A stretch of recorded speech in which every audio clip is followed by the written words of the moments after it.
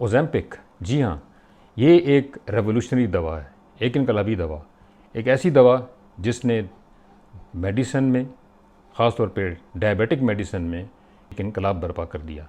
ये न सिर्फ शुगर को कम करती है, डायबिटीज़ को कंट्रोल करती है, इसके साथ साथ वज़न को कम करने के मैदान में भी ये बहुत कामयाब दवा है। लेकिन इसके साथ साथ ये एक बड़ी मिस्टीरियस और बुरअसरार दवा है।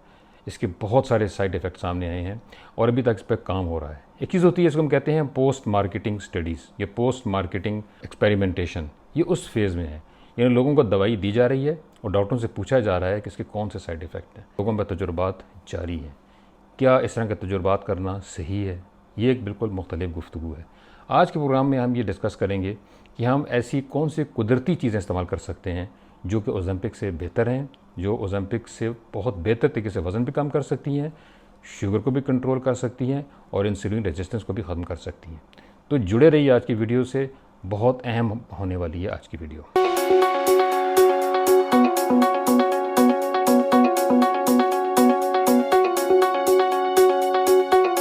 अस्सलाम वालेकुम, मुझे डॉक्टर हारून कहते हैं, मैं एक फैमिली फिजिशियन हूँ। आज के प्रोग्राम में हम ओज़ेम्पिक के बारे में गुफ्तगू करेंगे। ओज़ेम्पिक क्या है, ये कैसे काम करती है और ये वज़न को कैसे घटाती है, इसके साथ साथ ये शुगर को कंट्रोल कैसे करती है। नाज़रीन, ओज़ेम्पिक बहुत अच्छी दवा होने के साथ साथ इसके बहुत ज़्यादा साइड इफ़ेक्ट हैं।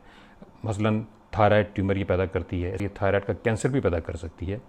इंसान की नज़र पे इसके बहुत ज़्यादा बुरे असरात हैं। मसल मास को ये बहुत कम कर देती है, किडनीज़ को ये नुकसान पहुंचाती है और ये बेशुमार इसके साइड इफ़ेक्ट हैं जो मैं अभी यहाँ बयान करने का मेरे पास टाइम नहीं है। ये एक GLP-1 एगोनिस्ट है। जी हाँ, ये एक हार्मोन होता है जो कि शुगर को कम करता है और हमें सैर होने की ताकत फराहम करता है, यानी हमें हमारी भूख को ख़त्म कर देता है।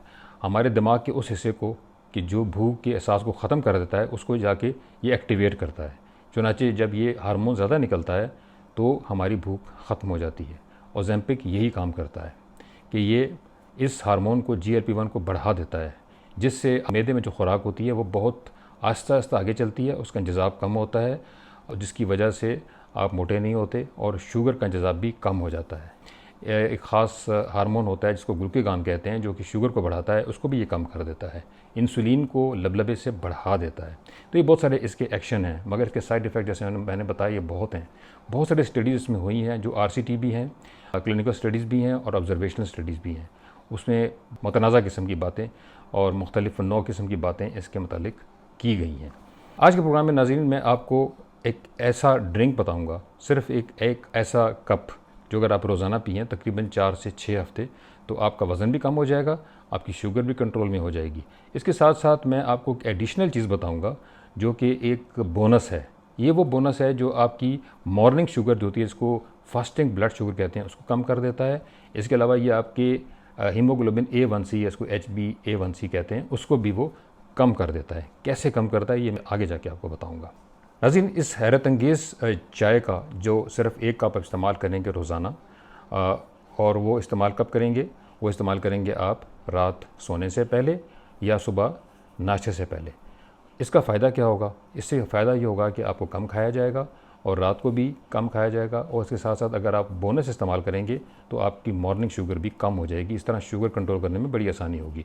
तो सबसे पहला जो इसका इंग्रेडिएंट है वो है छिलका इसबगोल। छिलका इसबगोल फ़ाइबर है, सॉल्युबल फ़ाइबर है। ये जिस्म में जाके फूल जाता है और फूलने की वजह से ये भूख को कम कर देता है। अगर आप खाने से पहले इसको पी लें तो ये फूलने के बाद भूख के एहसास को कम कर देता है, इसे आप कम खाते हैं। दूसरा इंग्रेडिएंट जो है इस चाय का वो है हल्दी। हल्दी ये सोजिश को कम करती है। GLP-1 वो हार्मोन जो कि छोटी आंत से निकलता है, उसको बढ़ा देती है। ये एंटी इन्फ्लेमेटरी है, यानी कि जिस्म की सोजिश को कम करती है। एंटीऑक्सीडेंट भी है, यानी ऑक्सीजन स्पीशीज़ जो जिस्म में जो टूट फूट करती हैं और जिसमें जो टूट फूट होती है उसको उसकी सफाई करती है। तो हल्दी इस लिहाज से बहुत ज़बरदस्त चीज़ है। इसमें एक केमिकल होता है करक्यूमिन, वो एक किस्म का अल्कलॉइड है। इसके अलावा उसको हम पॉलीफिनॉल भी कह सकते हैं। मैंने बताया था कि पॉलीफिनॉल एक इस तरह का कंपाउंड होता है जो कि पौधों में भी होता है, फलों में भी होता है, जड़ों में भी होता है, और ये विटामिन की तरह होता है, लेकिन विटामिन नहीं होता। मगर सबसे बड़ा इसका जो काम है वो एंटी इन्फ्लेमेटरी, यानी सोजिश कम करना, एंटीऑक्सीडेंट यानी कि ऑक्सीजन की वजह से जिस्म में रस्ट यानी जंग लगता है उसको दूर कर देता है। ये सबसे बड़ा काम ये करता है कि आपकी इंसुलिन की सेंसिटिविटी को बढ़ा देता है, ये इंसुलिन का असर ज़्यादा होता है। नाज़रीन, अगला जो जुज़ है वो दारचीनी है, यानी कि सिनामेल्डिहाइड। इसके अंदर एक पॉलीफेनॉल होता है, एक फाइटोन्यूट्रिएंट होता है जो बहुत इंपॉर्टेंट है। ये फाइटोन्यूट्रिएंट जो है ये फ़ैट बर्निंग करता है, यानी आपके जिस्म में जो चर्बी होती है उसको घुलाता है। इंसुलिन की जो सेंसिटिविटी होती है, यानी कि इंसुलिन की जो हसासियत है, यानी जिस्म में इंसुलिन को बहुत जल्दी रिस्पॉन्ड करता है, वो ज़्यादा हसास हो जाता है इंसुलिन के लिए। ये इंसुलिन स्पाइक को कम करता है, यानी आप जब कोई चीज़ खाते हैं मीठी तो उससे इंसुलिन स्पाइक नहीं होती, इंसुलिन तेज़ी से नहीं बढ़ती। उसका फ़ायदा क्या होता है कि इंसुलिन के तेज़ी से बढ़ने की वजह से फ़ैट ज़्यादा इकट्ठी होती है। जब इंसुलिन नहीं बढ़ेगी तो फ़ैट इकट्ठी नहीं होगी, और कम इंसुलिन जो है वो जिस्म के लिए अच्छी होती है, जैसे कि मैंने पहले प्रोग्राम में भी आपको बताया था। तो ये बहुत बड़ा फ़ायदा है दारचीनी का कि ये इंसुलिन स्पाइक को नहीं करती, क्योंकि इंसुलिन एक फ़ैट स्टोरेज हार्मोन है, फ़ैट को स्टोर करता है और जिस्म को मोटा करता है। जब इंसुलिन कम होगी तो ये चीज़ नहीं होगी और आप मोटे नहीं होंगे। ये इंसुलिन सेंसिटिविटी के बढ़ने की बरकत है। नाज़रीन, चौथा जो इस चाय का इंग्रेडिएंट है वो है सब्ज़ चाय, ग्रीन टी। ये एक ख़ास किस्म का पॉलीफेनॉल होता है जिसको EGCG कहते हैं।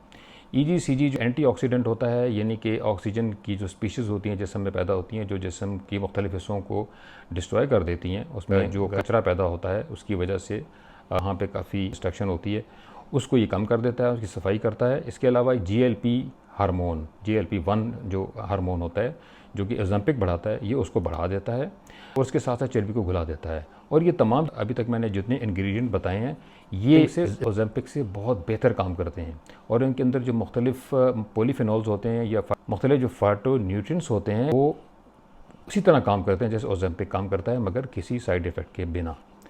उसके बाद अगला जो इसमें इंग्रेडिएंट है जो कि बोनस है, आप उसको समझिए, सोचिए वो कौन सा हो सकता है।